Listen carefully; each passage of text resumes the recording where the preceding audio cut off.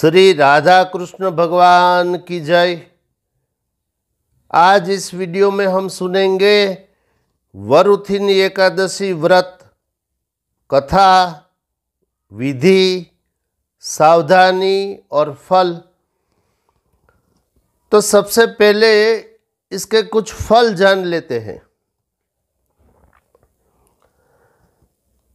तो वरुथिनी एकादशी का व्रत करने के कारण इसके फल स्वरूप भगवान शंकर ब्रह्म कपाल से मुक्त हुए।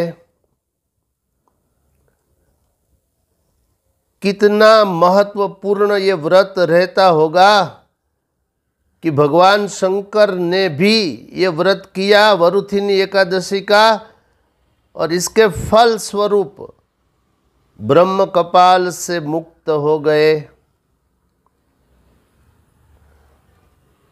और धुंधुमार, मांधाता इत्यादि कई अन्य राजाओं ने भी वरुथिनी का व्रत किया और फल स्वरूप स्वर्ग गए। तो वरुथिनी एकादशी का फल बहुत ही महत्वपूर्ण है। आप देख रहे हैं वैशाख मास की सरल समझूती, ये श्रृंखला का ये 7वां प्रवचन 2025 वर्ष का। अस्तु, वरुथिनी एकादशी के कुछ महत्वपूर्ण विशेष फल और भी है। तो सबसे पहले संक्षेप में वो फल जानेंगे, फिर इसकी कथा सुनेंगे। कथा में कुल 27 श्लोक है और ये कथा युधिष्ठिर के पूछने पर भगवान श्री कृष्ण ने श्री पद्म महापुराण के उत्तरखंड में कही। तो पहले सुनिए वो फल। पहला फल वरुथिनी एकादशी व्रत करने का, इस लोक में और परलोक में सौभाग्य की प्राप्ति। दूसरा फल समस्त पाप नष्ट। तीसरा फल सदा सुख प्राप्त होगा। चौथा फल जो स्त्री दुर्भाग्यशाली है वो इस व्रत करने के पश्चात सौभाग्य से युक्त होती है। पांचवा फल वरुथिनी का व्रत करने वाले प्रत्येक मनुष्य को भोग और मोक्ष प्राप्त होता है। सब मनुष्यों को, जो कोई भी व्रत करे। छठा फल अब गर्भवास का कष्ट नहीं भुगतना पड़ेगा।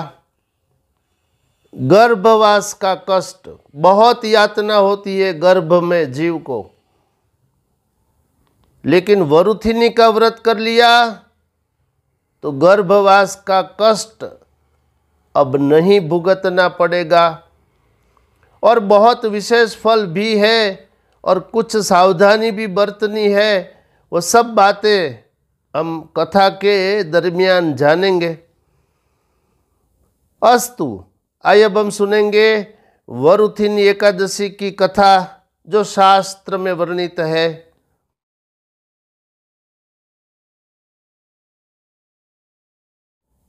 शास्त्र कहता है, युधिष्ठिर ने कहा, वैशाख मास के कृष्ण पक्ष में होने वाली एकादशी का नाम क्या है? हे वासुदेव, आपको नमस्कार है। आप मुझे इसका महात्म्य बताएं।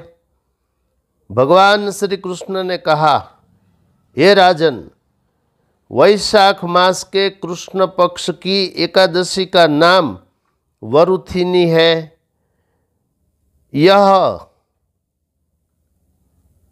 यह इस लोक में तथा परलोक में सौभाग्य प्रदान करने वाली है। वरुथिनी का व्रत करने से सदा सुख प्राप्त होता है। इसका व्रत करने से पाप का नाश होता है और सौभाग्य की प्राप्ति होती है।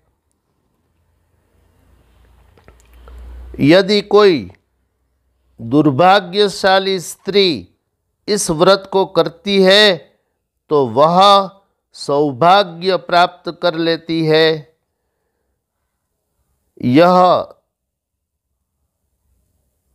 वरुथिनी एकादशी सब मनुष्यों को भोग एवं मोक्ष प्रदान करती है। यह एकादशी मनुष्यों के पापों को हर लेती है और गर्भवास जन्य कष्ट को नष्ट कर देती है।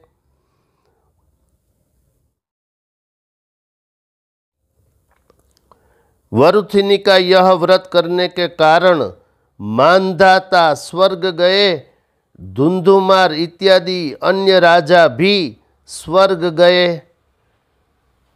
स्वयं भगवान शिव इसके प्रभाव से ब्रह्म कपाल से मुक्त हुए। जो मनुष्य 10,000 वर्षों तक तपश्चर्या करता है तथा सूर्य ग्रहण के समय जो एक भार सुवर्ण का दान देता है, उससे जो पुण्य प्राप्त होता है, वही पुण्य फल वरुथिनी एकादशी का व्रत करने वालों को प्राप्त होता है।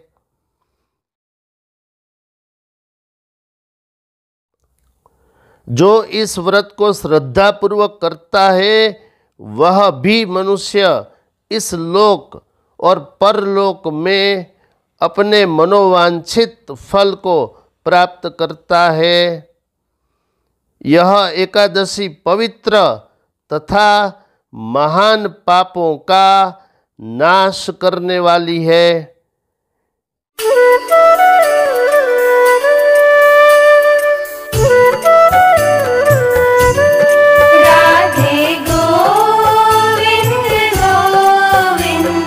हे राजन, यह व्रत करने वालों को भोग और मोक्ष प्रदान करने वाली है।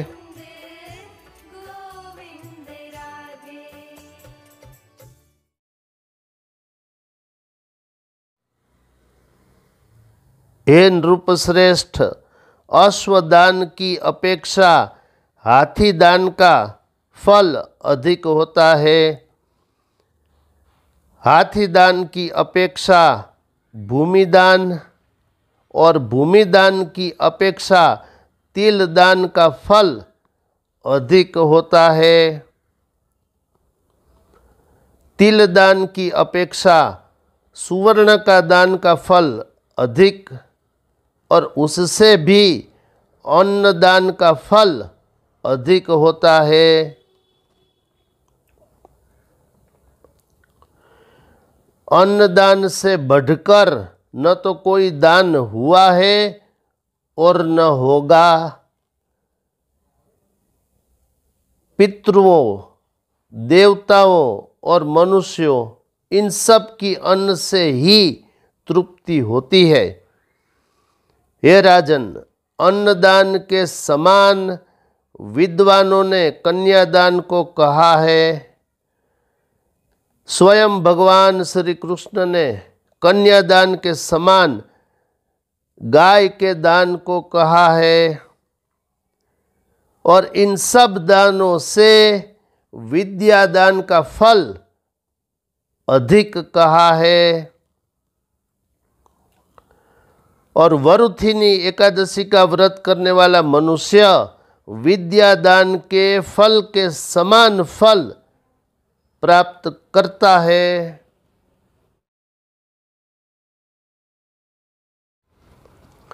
अब इस अंक में ये कथा यहाँ तक, ये मैंने आपको वरुथिनी एकादशी व्रत कथा के 14वें नंबर के श्लोक तक इस वीडियो में कथा सुना दी। इस कथा का दूसरा और अंतिम भाग अगले वीडियो में। अस्तु, देखते रहिए मोरे श्याम चैनल। जो प्रथम बार आए हैं कृपया इस चैनल को सब्सक्राइब करें, इसे लाइक शेयर कमेंट्स भी करें। शेष फिर कभी। बोलिए श्री राधा कृष्ण भगवान की जय।